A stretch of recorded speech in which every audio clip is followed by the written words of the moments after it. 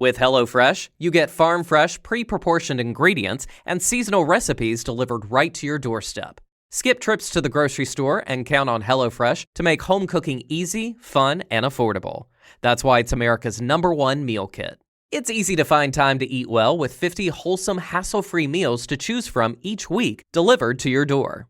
Their lineup of prep and bake meals come together with minimal mess and only 5 minutes of prep. So your oven does most of the work, not you. Get up to 10 free meals and a free high-protein item for life at HelloFresh.com/HelloFreshPodcast. One item per box with active subscription. Free meals applied as discount on first box. New subscribers only. Varies by plan. That's up to 10 free HelloFresh meals. Just go to HelloFresh.com/HelloFreshPodcast. HelloFresh, America's #1 meal kit. Joy then came in. She launched 1,000 Voices. We got Tiffany Cross because Joy put Tiffany Cross on TV. I know because I introduced them, to pat myself on the back for a second. And I think that they are not having those platforms is something that we will regret. Joy was the one who really helped me build out and be comfortable on TV because she booked me every weekend. And I was I was baby TV at that point. So all of the experience and context, and then just sitting there, whether I'm on a panel or watching the show, I learned so much about other people's perspectives, right? It wasn't watching TV where I sit there, I'm like, okay, this person's going to say this. All right, that's the counterpoint, the fake debate that you have. I really did learn. Welcome to Trailblaze. This is the show where we talk about the America we can be, the America we're becoming. I'm your host, Nayyera Huck. I am Jamal Simmons. It's good to be here with you, Nayyera, again in our weekly therapy session. This is always something I look forward to every week. Listen, y'all. I just wanted to get on here today. Nayyera and I have been trading texts back and forth about this, and I just wanted to get on here today because I wanted to lift up Joy Reid. I wanted to talk about what's happening in the media sphere, but also in the country, obviously. But listen, I think the Joy Reid of it all is that she was just a phenomenal host of a show that put her money where her mouth is in terms of getting people of color on air, putting people of color behind the camera, getting people of color in the production booth. And it started not just with Joy, it started with Melissa Harris Perry. And when Melissa Harris Perry had her Sunday morning show, she made it a point to do it. She launched 1,000 Voices. Joy then came in. She launched 1,000 Voices. We got Tiffany Cross because Joy put Tiffany Cross on TV. I know because I introduced them, to pat myself on the back for a second. And I think that they are not having those platforms is something that we will regret. Joy was the one who really helped me build out and be comfortable on TV because she booked me every weekend. And I was I was baby TV at that point. So all of the experience and context, and then just sitting there, whether I'm on a panel or watching the show, I learned so much about other people's perspectives, right? It wasn't watching TV where I sit there, I'm like, okay, this person's going to say this. All right, that's the counterpoint, the fake debate that you have. I really did learn a lot because these people were not only living in their own experience, but they were experts in their field, which was the best part. Yeah. And so it not only broadened my own horizons and my own network, but she invested in me personally. And that is so hard to find, really, honestly, in any industry, but let alone one as competitive as media, where the talent on the camera, the talent on the camera doesn't always look behind the camera, right, to see what else they could be doing. Totally. I wonder if you had this experience, because remember when that show started, she was in New York. Right. Melissa Harris Perry was in New York, and then Joy Reid was in New York. And when you're just a little behind the scenes for the folks who haven't been up there, when you're at NBC, MSNBC, and you're going to do those shows on the set, it's the same set they used for Morning Joe. It also was the same green room they used for Morning Joe. And they would often have like things scribbled on the walls from like the Morning Joe show from Friday, but it would be Saturday morning.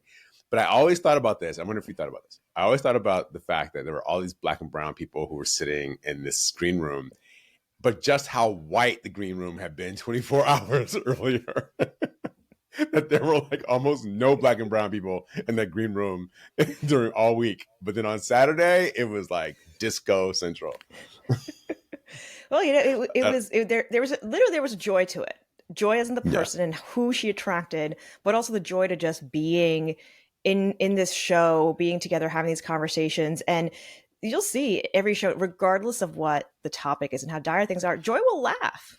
And that does something, right? The idea that their laughter and just being able to get through things is part of the way the conversation needs to happen in our country right now, because it can't just be doom and gloom. But let's not, we still hold people's feet to the fire and we point out reality and the truth and you hold to that.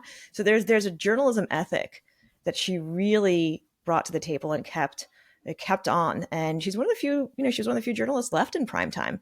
A lot of folks in primetime now are folks who, had great experiences elsewhere or just interesting personalities or comedians, but she's still at her heart a journalist. And it's something I noted yesterday when I was talking. I did her final show with her. We talked about You were on the show, right? Yeah. I was like, yeah, we talked about the rise of the right and what resistance and opposition can look like and what it needs to look like. And she intentionally wanted that to be her final message. Like, this is what the job is going forward.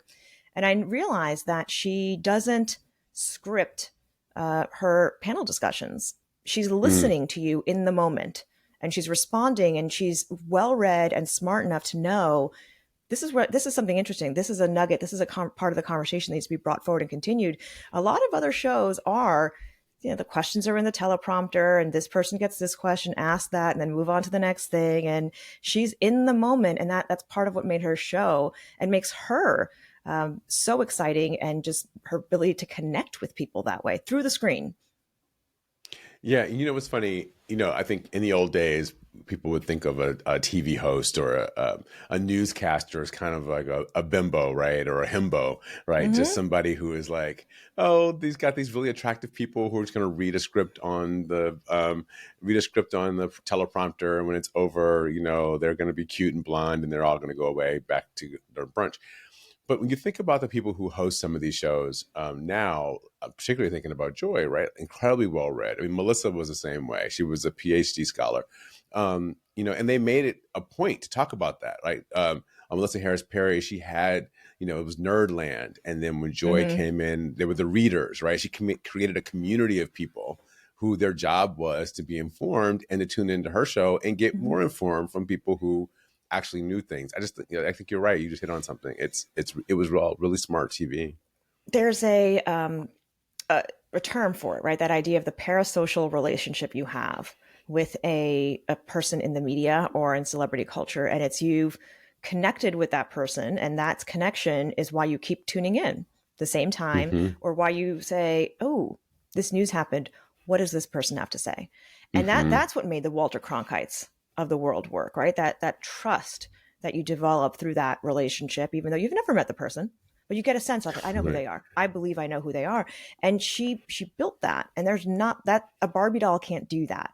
That's just a news reader, right? That's not somebody that you look at and say, what I want to know what they think today. And the best part is that will continue with her. I mean, she ain't disappearing. She's just not going to be on MSNBC, but she's going to go somewhere. And so the voices and interest will still be there. It does remind me, Jamal, though, this idea that to really feel community connection, to feel that you're getting unvarnished truth, more and more, that's independent media. It's not the big corporate, even though you and I do corporate TV too, that's not where this is going. Cable TV in general is an existential crisis.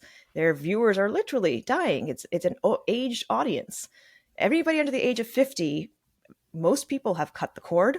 They're not watching cable, or if they're seeing something from cable news, they're seeing it on a device through social media. So how we connect and communicate is much different than what our parents did. And I think that's some of what we're navigating in this Trump 2 is what is necessary. What does that need to look like for people to build these communities of opposition and resistance? Yeah, and building for the future, right? I mean, I was just talking to someone a few minutes ago about,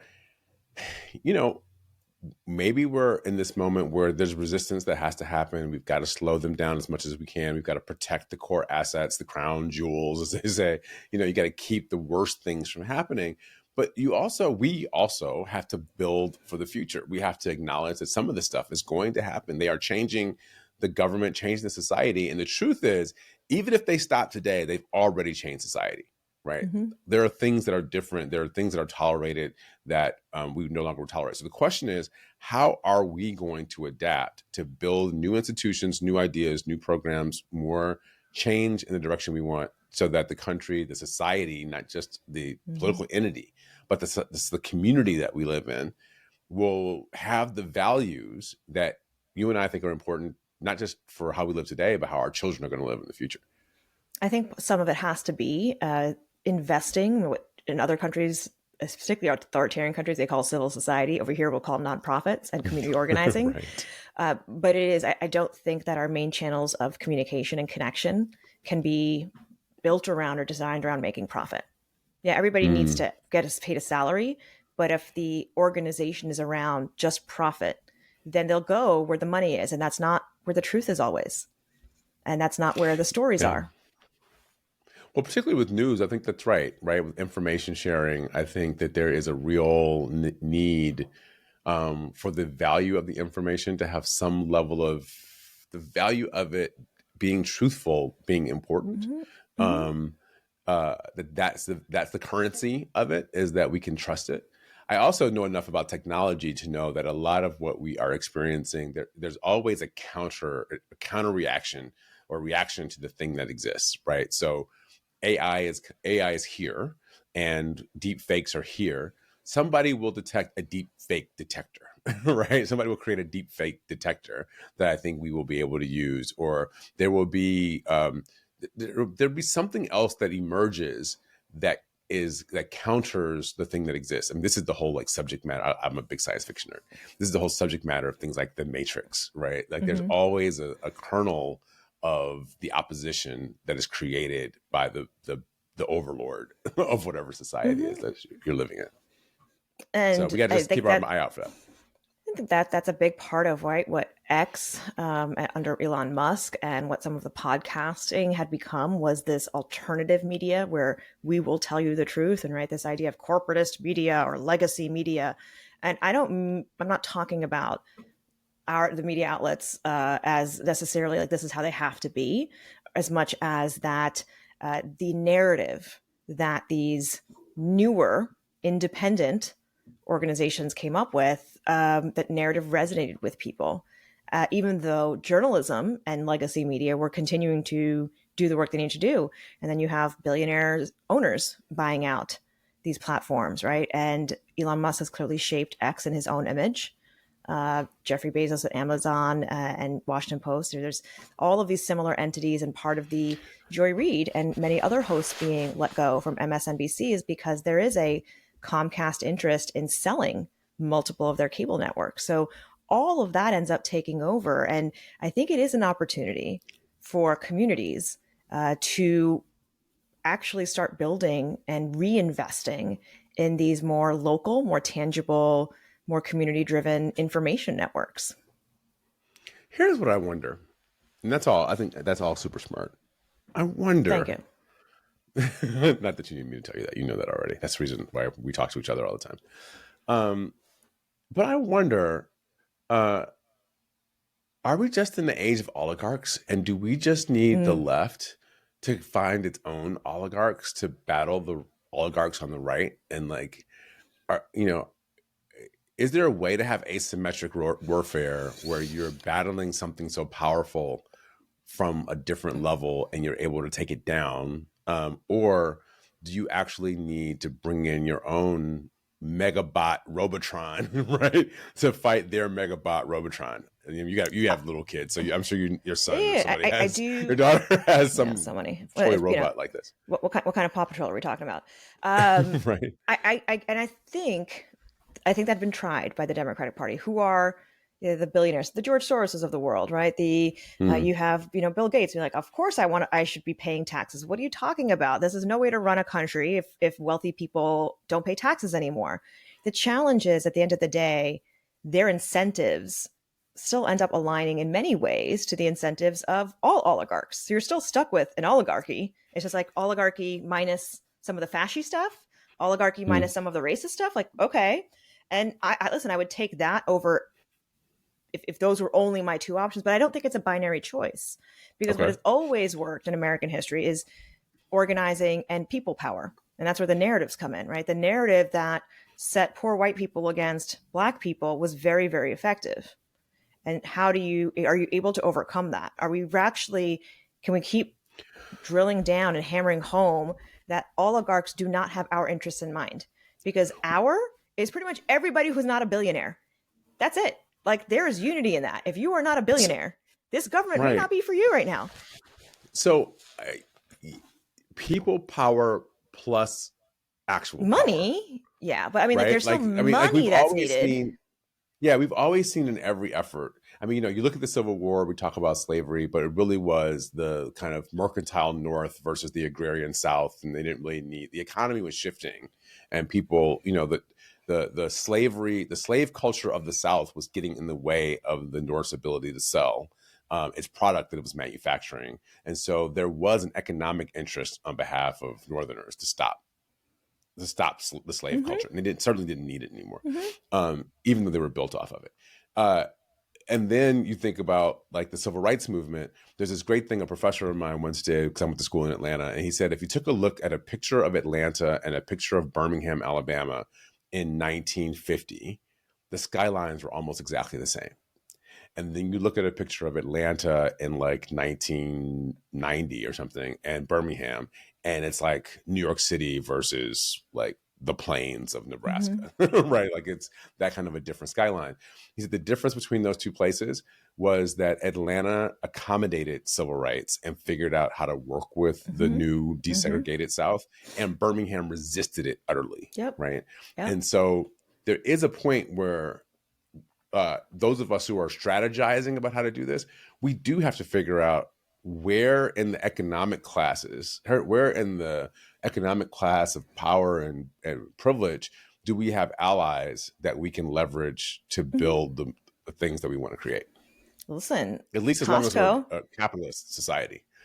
Costco, right? They're like, we're going to keep our programs, DEI programs. Thank you very much. And look, they saw an increase in foot traffic and money. How about that? Target saw a decrease. I mean, this is not even necessarily a massively organized, on this day, we're going to have a sick out. It's just naturally people are like, I don't like that. I don't like that anymore. Ooh, I love that. And so the fact that we are able to connect in so many different ways digitally, right? Those are the information networks that people need to capitalize on as just humans and consumers and have these conversations. The part of the Democratic Party challenge was it felt disconnected from these natural ways in which we already are communicating, right? The reality has been there. Leadership or people put forward just didn't know how to communicate or connect in that way, right? It wasn't organic and natural.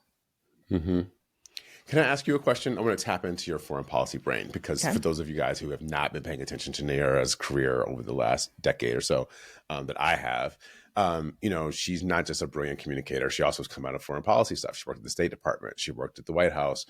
She knows a lot about national security issues. So we saw another firing this week of General C.Q. Brown, who is the second African-American chairman of the Joint Chiefs of Staff. How do you pick up on that? And what does that say to you about what's happening over at the Defense Department? I think the context that he's the second is important because the first one was Colin Powell, and he was very, very popular. Yeah, Republican, right. Very, very powerful, popular rather. And he had, despite his record of success in the Gulf Wars, I mean, he did when he became Secretary of State under George Bush. There was he regretted using his voice to support going into Iraq. He felt that he had been lied to and was part of the lie that was given to the American public. So you've already had somebody there who's done the hard work and ripped off the Band-Aid of being the first. C.Q. Brown, really non-controversial. In fact, when he was nominated, Trump congratulated him because he was nominated in the tail end of Trump's administration. And in the wake of Black Lives Matter, he recorded a video talking about his own experience as a Black man who is a fighter pilot. Here's a 4-star general. So he was he was the head of the Air Force as a fighter pilot and an engineer. Yeah. He's both. He's dual-hatted. before being elevated to the Joint Chiefs of Staff. His removal is especially shocking because there was nothing truly controversial in his tenure. There was no war that he got us into, right? There's no war that he had to wind down in that sense, other than what we've always been doing in countering ISIS, and which, again, right. ISIS has been defeated in Syria. Right. Like all of those, all of the war trend lines, winding down the war in Afghanistan, seeing ISIS on its back foot, all the trend lines are positive for what you would think about you want a military general to be worried about. Those are all positive. And to remove him, saying that he focused too much on diversity, is very telling. It's also who he's trying to replace him with, which is a 3-star general. And I'll just say, there are other 4 stars out there. But the idea that a 3-star general, so who is less experienced, less tenured, is now going to be being brought out, right? So who also has not been working and active in this for several years, is going to be brought out and put ahead of other 4-star generals, the ones who are remaining, right? Let's not forget, there's the Marines, there's the, it's the Marines, it's the Army, the Space Force, Navy, technically under Space Force, technically under Air Force. Right. So it's not even just about insulting CQ Brown at the end of his legacy. It's also, what are you saying to the rest of the command structure that somebody who is retired and junior to you can now be brought in ahead of you? That I think is especially damaging to the force, because what people go through for promotions and how dedicated and committed they are and how narrow it gets the further up you get, that's part of the reward system for putting in your time. And so now you're telling everybody else in the force that, oh, actually doing things by the rules doesn't really matter, because as long as the political appointee likes you, the political, forget the service people. If the political appointee likes you, they'll just move you around the way they want to. And the politicization of the military is hugely problematic, because that is one thing that has kept us apart from many of these other developing countries and autocratic states, is that civilians had oversight of the military, but the military also had its own ethic and code of conduct that did not matter about what was going on in politics. That's how you maintain a standing army. Yeah. Right. You allow.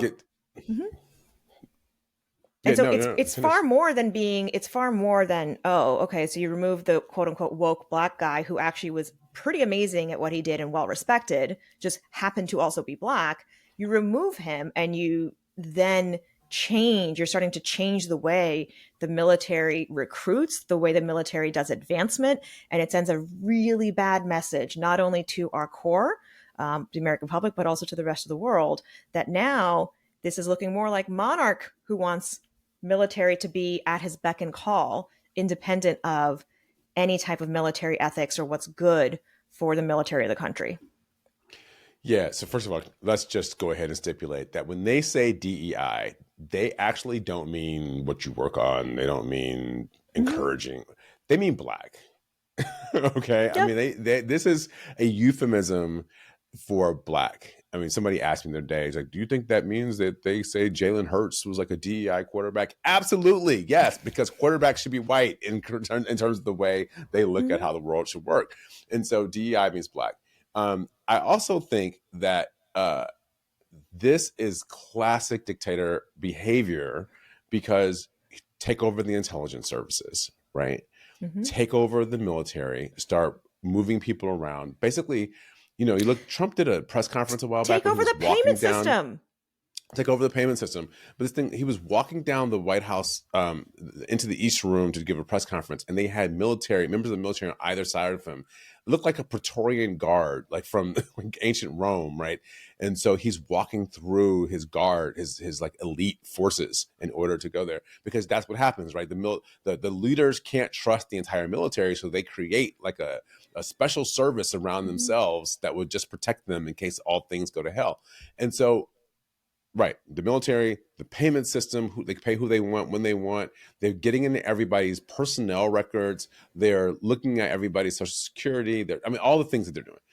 So it just, I remember Venezuela 25 years ago, Hugo Chavez tried to mount a coup or an insurrection. He lost. Part of the deal when they got him out was they returned the president to the palace and they agreed to hold elections within a certain period of time. I think it was like 2 years or something like that. And then Hugo Chavez won the next election. And then that was Venezuela for like the next 2 decades. Mm-hmm. That was it. People forget that elections have brought forward autocrats. Putin was elected. Mm-hmm. The idea of, there's a mandate and that mandate means do whatever you want is not true. But this is how it starts. This is how it works. There's a legitimacy at the beginning, and then it's okay. I'm going to get away with what I can. You and what army is going to stop me? And that's what brings it back to the control of the military, right? You and what army? Right. Mm-hmm. Yeah. So Mark Wayne Mullen, the senator from Indiana. So this is just my own little side pet peeve. He was on a Sunday show last week, and they were asking him this question about Trump's trying to negotiate this deal with Putin about Ukraine. And they asked him, is Putin a dictator? And they said, well, that's up to the Russian people to decide who they want. But no, it's actually not up to the Russian people. Like, that's the whole point of being a dictator, is the people actually don't get to choose anymore. Well, but you let them think they're choosing. Right. Putin, they technically have elections in Russia. Technically. There's no opposition party that's actually allowed to run. Right? Not for real. Right. But they technically have elections. Right. That's right. And so they continually go over and put a stamp of legitimacy on this. And you will see that. That's part of this idea that, Trump has this mandate, will of the people, like that. Not to do whatever else he wants, to work within the law, to be within the law. That's a president's mandate. But that language will be used. The elections language will be used to justify a whole bunch of stuff that's anti-democratic. With HelloFresh, you get farm-fresh, pre-proportioned ingredients and seasonal recipes delivered right to your doorstep. Skip trips to the grocery store and count on HelloFresh to make home cooking easy, fun, and affordable.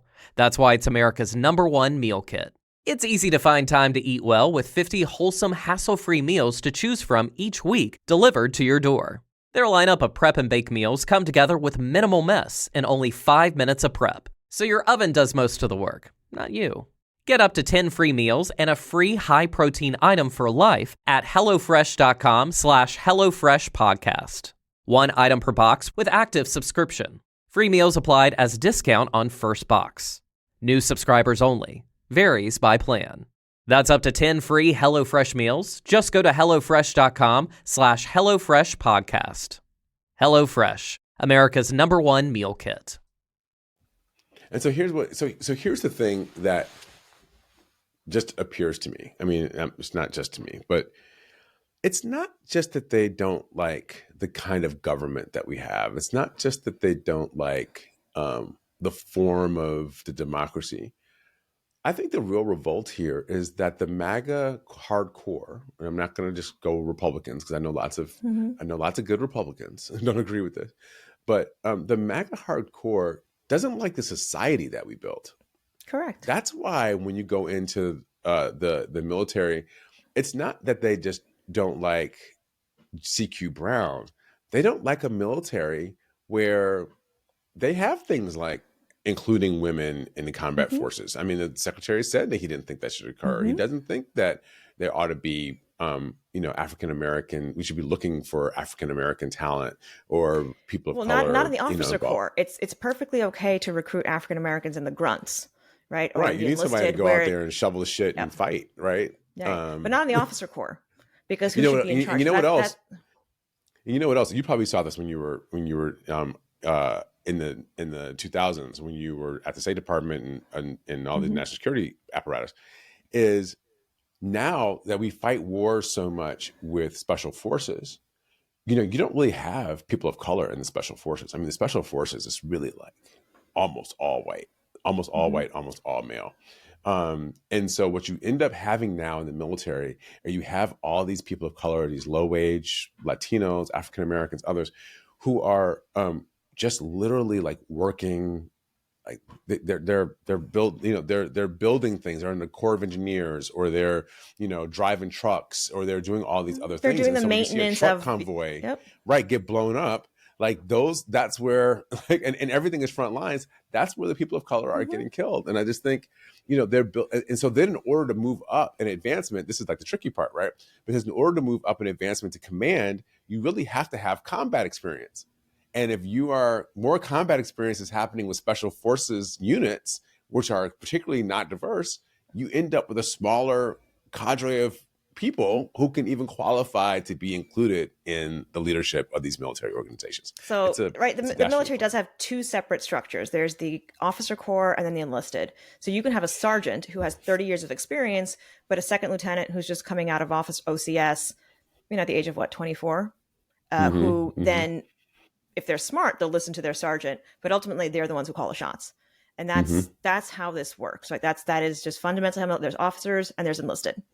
And there's varying degrees of experience, but military is all about you got your orders and the unit cohesion. I mentioned this in the context of diversity because the military has been at the forefront of challenging American institutions because they've had to. Like, well, we need people. We're recruiting Black people. Oh, guess what? World War II, we see that overseas. And when they're fighting together, Black people and white people do just fine together. Maybe integration can work. Guess what? Nobody really cares when they're in the heat of battle if somebody's gay or not. That's it. No. The people who actually are in these jobs doing the work do not care. They are fine with whatever version of diversity you want to mention. Like, is this person going to be able to carry their weight? Yes, great. Done. Right. Have they got my back? This woman helicopter great. Pilot. Done. Right. Yeah, Has she when got Tammy my back? Baldwin, done. Right. That's all I need to know. When Tammy Baldwin flies her helicopter in to rescue your ass, right? Like, you're not caring about the fact she's, got long hair. Nobody cares. And that is the thing that I have found wonderful about Tammy Baldwin, the other senator from Wisconsin. I'm sorry, I said Tammy Baldwin. Tammy Duckworth. Tammy Duckworth. Thank you very much for correcting me. Yes. That's what I have found very interesting about and wonderful about the military is that ability to strip away all of these other crazy social things that we tend to care about and get to the truth of it, which is, you got my back. Can we do this?